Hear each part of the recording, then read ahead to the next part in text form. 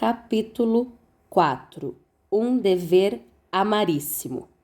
José Dias amava os superlativos. Era um modo de dar feição monumental às ideias. Não as havendo, servia a prolongar as frases. Levantou-se para ir buscar o gamão, que estava no interior da casa. Cosi-me muito à parede e viu passar com as suas calças brancas engomadas, presilhas, rodaque e gravata de mola. Foi dos últimos que usaram presilhas no Rio de Janeiro e talvez neste mundo. Trazia as calças curtas para que lhe ficassem bem esticadas. A gravata de cetim preto, com o arco de aço por dentro, imobilizava-se o pescoço. Era então moda. O rodaque de chita, veste caseira e leve, parecia nele uma casaca de cerimônia. Era magro, chupado, com um princípio de calva. Teria os seus 55 anos. Levantou-se com o passo vagaroso do costume, não aquele vagar arrastado dos preguiçosos, mas um vagar calculado e deduzido. Um silogismo completo, a premissa antes da consequência, a consequência antes da conclusão. Um dever amaríssimo. Capítulo 5. O agregado. Nem sempre ia aquele passo vagaroso e rígido. Também se descompunha em acionados. Era muito rápido e lépido dos movimentos, tão natural nesta como naquela maneira.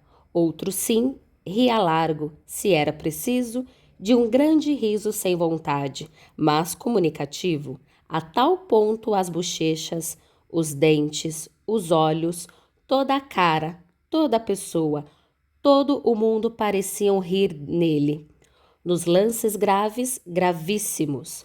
Era nosso agregado desde muitos anos.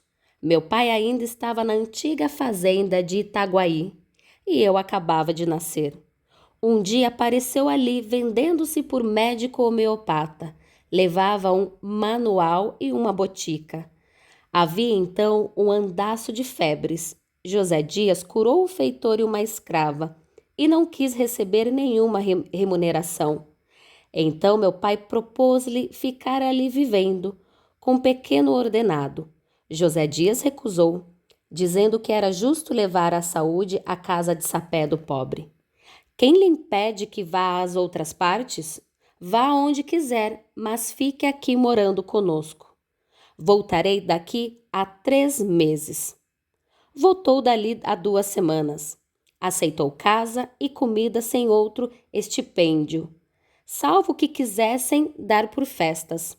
Quando meu pai foi eleito deputado e veio para o Rio de Janeiro com a família, ele veio também e teve seu quarto ao fundo da chácara. Um dia, reinando outra vez febres em Itaguaí, disse-lhe meu pai que fosse ver a nossa escravatura.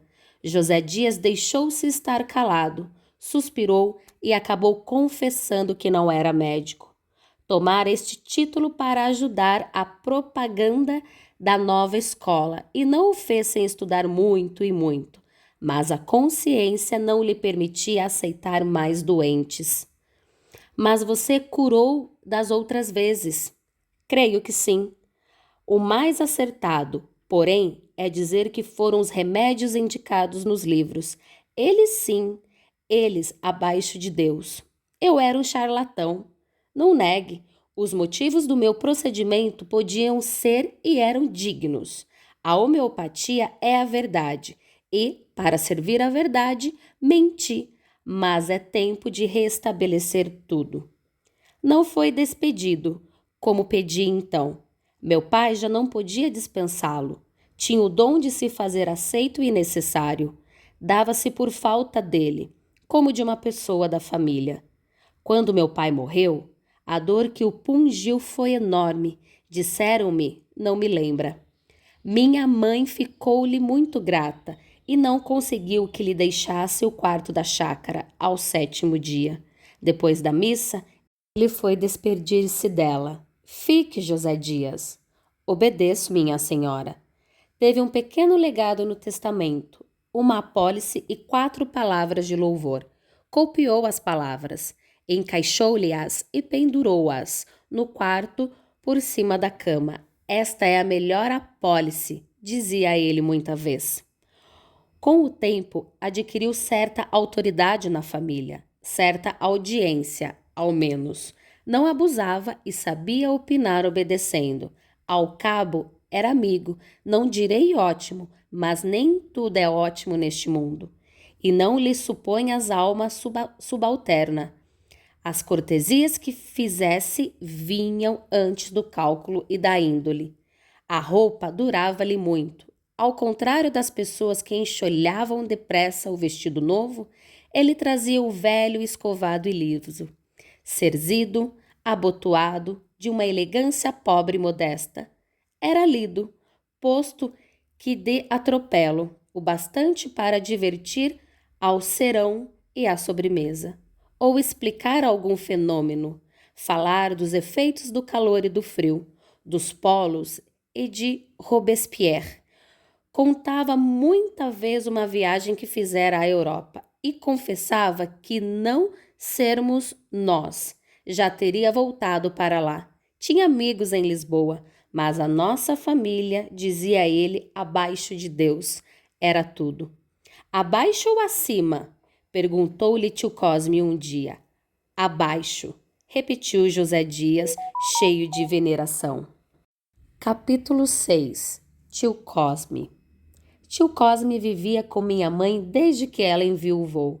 Já então era viúvo, como prima Justina. Era a casa dos 3 viúvos. A fortuna troca muitas vezes a mão à natureza. Formado para as serenas funções do capitalismo, tio Cosme não enriquecia no foro, ia comendo. Tinha o escritório na antiga Rua das Violas, perto do júri, que era no extinto Aljube. Trabalhava no crime. José Dias não perdia as defesas orais de tio Cosme. Era quem lhe vestia e despia a toga, com muitos cumprimentos no fim. Em casa, referia aos debates. Tio Cosme, por mais modesto que quisesse ser, sorria de persuasão. Era gordo e pesado, tinha a respiração curta e os olhos dorminhocos. Uma das minhas recordações mais antigas era vê-lo montar todas as manhãs a besta que minha mãe lhe deu e o que levava ao escritório. O preto que a tinha ido buscar à cocheira segurava o freio, enquanto ele erguia o pé e pousava no estribo. A isto seguia-se em um minuto de descanso ou reflexão. Depois dava um impulso. O primeiro, o corpo ameaçava subir, mas não subia. Segundo impulso, igual efeito. Enfim, após alguns instantes largos, tio Cosme enfeixava todas as forças físicas e morais, dava o último surto da terra e desta vez caía em cima do selim. Raramente a besta deixava de mostrar por um gesto que acabava de receber o mundo. Tio Cosme acomodava as carnes e a besta partia a trote. Também não me esqueceu o que ele fez uma tarde, posto que nascido na roça, donde vim com 2 anos, e apesar dos costumes do tempo, eu não sabia montar e tinha medo a cavalo. Tio Cosme pegou em mim e escanchou-me em cima da besta. Quando me vi no alto, tinha 9 anos, sozinho e desamparado, o chão lá embaixo, entrei a gritar desesperadamente: Mamãe, mamãe! Ela acudiu-me pálida e trêmula. Cuidou que estivessem matando. Pegou-me, afagou-me, enquanto o irmão perguntava: Mana Glória, pois um tamanhão deste tem medo de besta mansa? Não está acostumado. Deve acostumar-se. Padre que seja, se for vigário na roça, é preciso que monte a cavalo. E aqui mesmo, ainda não sendo padre, se quiser florear como os outros rapazes e não souber, há de queixar-se de você, Mana Glória. Pois que se queixe, tenho medo. Medo? Ora, medo. A verdade é que só vim a aprender equitação mais tarde. menos por gosto que por vergonha de dizer que não sabia montar. Agora é que ele vai namorar deveras, disseram quando eu comecei as lições. Não se diria o mesmo de tio Cosme. Nele era velho costume e necessidade, já não dava para namoros. Contam que, em rapaz, foi aceito de muitas damas, além de partidário exaltado, mas os anos levaram-lhe o mais ardor político e sexual, e a gordura acabou com o resto de ideias públicas e específicas. Agora, já cumpria as obrigações do ofício e sem amor. Nas horas de lazer, vivia olhando ou jogava, uma vez ou outra dizia pilhérias.